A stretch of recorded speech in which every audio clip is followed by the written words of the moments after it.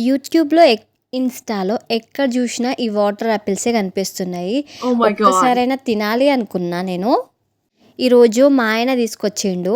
ఇట్లా ముగ్గురం కలిసి టేస్ట్ చేద్దామని కూర్చున్నాం.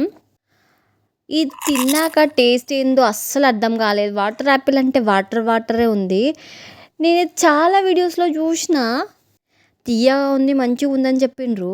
నాకు తినేటప్పుడు మధ్యలో కొంచెం పులుపొచ్చింది, ఓమొచ్చింది. ఇగ ఎట్లొచ్చిందో ఏమో వెరైటీగా వచ్చిందన్నమాట.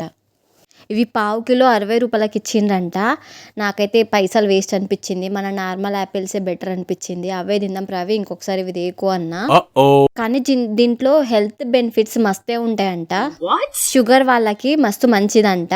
ఇవి తింటే మళ్ళీ కొలెస్ట్రాల్ కూడా తగ్గుతుందంట.